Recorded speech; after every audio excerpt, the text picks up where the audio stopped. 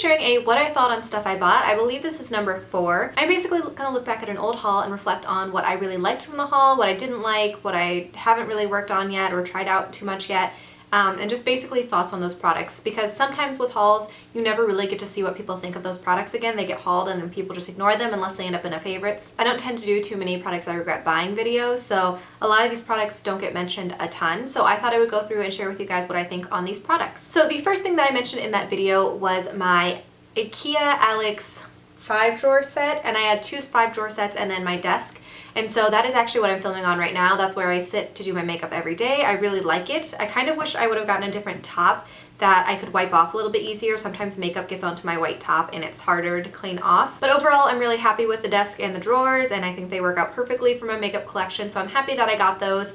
I really want to go back to IKEA. We're moving into our new house, so we should be in at this time in 2 weeks, as long as everything goes well, and as far as I know it should. So that'll be coming up soon. So after we get moved into our new house, I'd kind of like to go back to IKEA and get some little things so that we can do some little hacks and things like that, putting stuff well into the cabinets and, you know, that sort of thing. But IKEA, like I mentioned, is 3 hours away from where we live, so it's a trip to go do that. So hopefully we can do that this summer sometime. But really like my desk. I thought that was a good investment. I'm glad I got it. The next thing that I got a couple of things from Birchbox. So the first thing was this Suki Exfoliate Foaming Cleanser. So this is like a sugar scrub type cleanser, and then you rub it on and then it turns into a foaming cleanser. It smells really, really good. It smells like lemons. I feel like the sample that I had was better than the full size of it though. Although I really, really like this cleanser as a whole, I feel like it dries out. And so I have to do some like mixing of a little bit of water in there to try to make sure that it doesn't completely dry out. So it isn't the best for that reason, but I have had it for about a year and it's still going strong. So as long as I mix some water in with it, it's pretty good. And I use this probably 2 or 3 times a week. And I really like it. I love the smell of it. It's such an original product for me because I'd never tried anything that was a like sugar scrub that turned into a foaming scrub. So I really liked it. I don't know that I will purchase another one, or it might be a while before I purchase a new one, but I really do like it as a whole. I've tried a couple of things from the Suki brand and I like it. I probably wouldn't buy it without like some sort of a discount from Birchbox. The next thing that I got was a set from Birchbox. So one of the things was a beauty blender. I really actually only started using this a couple weeks ago, so I actually need to clean it now. But I used to use the beauty blender all the time, and then I kind of stopped, and I don't know why exactly. I guess I just switched over to brushes because I liked them better.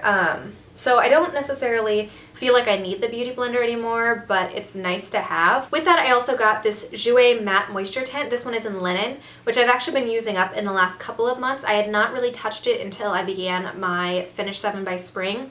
And so this is probably down to about here now. I liked it once I got used to it and I started using it a lot more, but it wasn't something I wanted to reach for most of the time because it didn't quite match my skin tone without a lot of blending, and it wasn't as much coverage as I liked from other foundations, but it was an okay foundation. I probably won't buy it again, honestly. It was just alright, and I'm not quite done with it, but I'm going to get rid of it because it technically expired in March, and it's almost the end of April now, so I used up a good chunk of it. I don't feel bad in getting rid of it because I used a lot of it. I used it daily for almost 3 months, and so I'm going to get rid of it now. I probably won't buy it again, but it wasn't a bad face product. It just wasn't my favorite. With those 2 products, I also had a couple of samples. So I had a sample of the Beauty Blender Solid Cleanser, which I really, really liked. It was a little bit more expensive than some other cleansers I know, but I really enjoyed it. I switched over, so I've started using some bar soap, and that works pretty well for cleansers, but I really did like the solid cleanser. There are a couple of other ones that are a little bit cheaper that I want to look into because I've heard that they're really good, so I will probably do that at some point. But I do like that cleanser. I probably won't buy it again just because I don't need it, but I really did like it. I felt like it cleansed my brushes really well and made them cleaner than some of the other bar soaps that I've used. And then it also came with a Jouer Anti-Aging Moisturizer Primer sample, which I don't really remember that well. I'm pretty sure it wasn't super great. It was just fine, and I probably would never buy a full size because I didn't feel like it made that big of a difference. Next up, I had the Batiste Dry Shampoo in dark and deep brown with a hint of color. This I like because it does a really nice job of blending in with my hair, and it does do a good job of making my hair look less oily. The only problem with this is that it tends to get color all over your hands, so if you like run your hands through your hair, you'll have like dark color all over your fingers and stuff like that, which is always kind of gross. But it does a really nice job overall as long as you don't plan on touching your hair very much. So like if I'm pulling my hair back on a second day hairstyle, then this is better for me, but if I plan on living it down, this is not one that I would go for. Next up, I caught the NYX HD Studio Foundation on a super sale, and this I honestly haven't used that much. I'm pretty sure I have a first impressions of this, so I'll leave that linked here if you guys are interested in checking that out. I haven't used it very much though because it is way too dark for me. It was the only one left on a sale and I figured I'd pick it up anyway. This works for me when I'm self-tanned and it's fine then, but when I'm not self-tanned, this is not working for me at all. So I very rarely reach for this for that reason. I kind of wish I hadn't gotten it because it just sits in my collection, which is unfortunate, but it was only like $2 maybe. It was really super cheap because it was on sale. So I'm not horrified that I got this, but I don't tend to reach for it. I've gotten two Maybelline matte lipsticks. One I actually decluttered and I think put in a traveling makeup box because I wasn't using it. So I got Touch of Spice, which everybody was talking about, but I never really used. And then I also got Lust for Blush, which is this one here, which I really like. I'm wearing it today.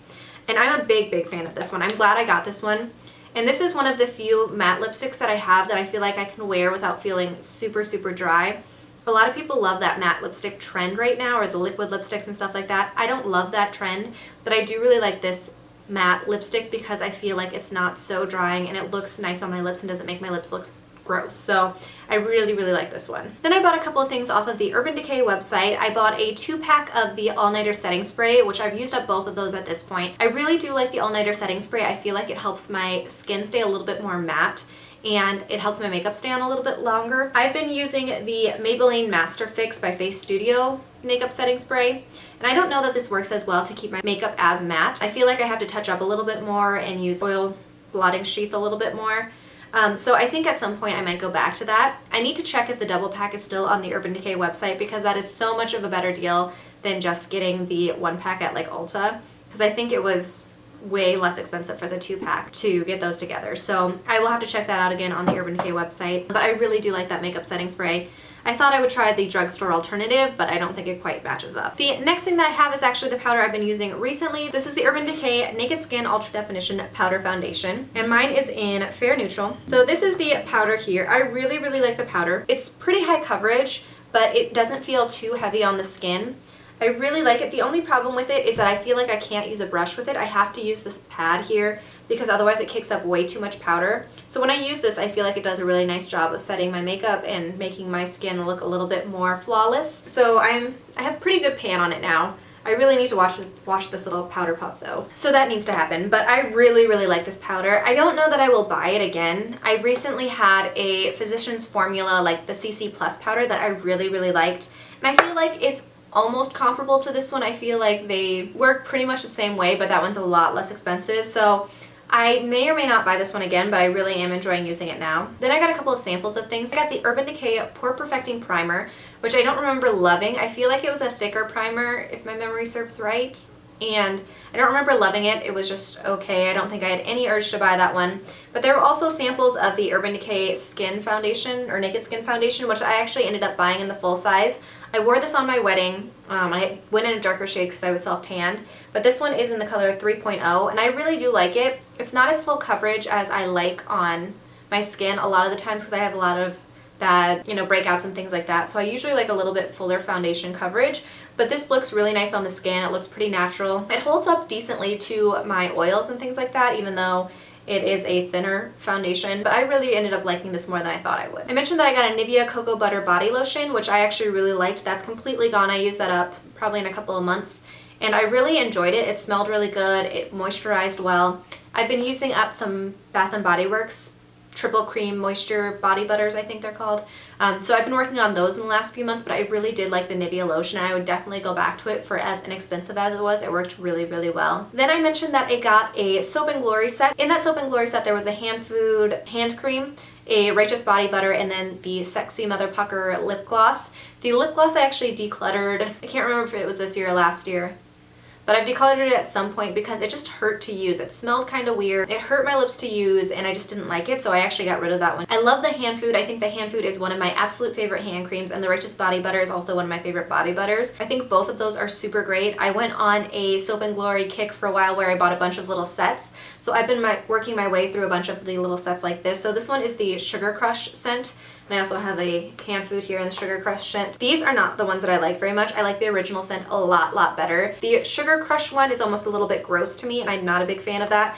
These work really well for traveling though, and I keep them around. I usually travel with a little body butter this size, and I love these. They do a really nice job. I definitely will keep buying more of those, and I think they're supposed to be at Target now, and they also moved to Ulta, so they're a lot more easily accessible now, which is great. So I will definitely buy more of those, and I need to try out some other things in their line because I think that they just have some really good smelling products. Then I had a bunch of mostly sample things that came from Sephora. So the first thing was this Marc Jacobs lip cream in Kiss Kiss Bang Bang, which is kind of a darker reddy neutral color, which is fine. I just don't tend to reach for this very often, so this tends to sit in my collection and I haven't used it too often. I also got a sample of the Origins Checks and Balances Frothy Face Wash. This is a sample from another kit, but I really liked this face wash. I think it did a nice job of cleaning up my skin and making it not too greasy, so it tamed the oils a little bit on my face. I should actually pull this out again so I can use this. I really like this face wash. So it lasted me a really long time. I used up one of these. This is a new one, and it smelled really good. It felt really nice. I would probably buy a full size of this once I work through this one because I really liked it that much, which is saying a lot because I don't tend to spend a ton of money on my skincare, but this I think is worth the money. I got a Bare Minerals Complexion Rescue Tinted Hydrating Gel Cream Foundation sample. That I did not love. It did not really work for my oilier skin, so I would probably never purchase a full size of that. And then I also got a sample of the Dior Nude Air foundation thingy, and this one was actually too dark for me anyway. But like I've had it sitting around for too long and now it's got like some black stuff in it. So that'll go into my empties. I'm not going to end up using that, or I'm probably just going to throw it away honestly because it's kind of gross. So that I will not keep around. I never wanted to use it. It was too dark, which are most foundation samples for me, which is unfortunate. I had a little foil sample of the Purity Made Simple Cleanser. This everybody raved about, and I honestly don't love this. I think I still have the foil packet, but I just grabbed this because it happened to be on my sink. I use this for cleaning my brushes sometimes. I don't really tend to use it as a face wash that much anymore. It's just okay. I'm not super wowed by it. I'm not as impressed by it as a lot of people seem to be. Probably never gonna buy a full size of this again. I bought one when I first got my Clarisonic because everyone was raving about it, but I just don't think it's necessary. And the very last thing that I mentioned in that haul was a hair dye. It was the John Frieda Precision Foam color in Deep Dark Brown, which is actually the color that I dyed my hair most recently, but it has faded out a ton since then. That type of dye was my favorite for about a year there. I used it all the time last year, and I would tend to get it in Deep Red Brown, I think, or Deep Dark Red or something like that. I had a different color that I was using after that month, and I like it in application. I think it applies so much easier. I think the color is really nice when it first comes on, but I found that that color tends to fade out a lot more than other dyes, and I know that I probably wash my hair a lot more than I should, and that makes it fade out faster. But there are other dyes that stand up better to washing it more consistently than that one does, and so even though I really like that one, I'm not sure that it's entirely worth it because it fades out so quickly. So I found myself having to dye my hair every 4 weeks as opposed to like every 6 weeks, so I would have to buy it a lot more consistently. So as much as I want to love that hair dye, and even though I went with it for most of the year last year, I feel like I need to find a better hair dye. Somebody recommended the Garnier Olia line, which I tried once, but I don't think my hair has been fading as bad out in the front, so maybe it would be better this time around than it was in my fail from last January, because that just was not good. Overall, I had a lot of good products in that haul, a lot of things that I still really love. I only decluttered a handful of things. I used up most of the things that are gone, at least, so that's always good. But I loved a lot of these products in this haul, so I'm glad that I could reflect on that and say that, oh yeah, a lot of these are still wonderful, which is always nice. I will leave the original video for this haul in the down bar if you guys are interested in checking it out and seeing those things. You can actually see my desk in that video so that you can kind of see it in the background and see what that looked like if you are interested in checking that out. If you guys have any comments on any of these products or any thoughts, let me know that in the comments below. I hope you guys enjoyed this video, and I'll see you in my next one. Bye.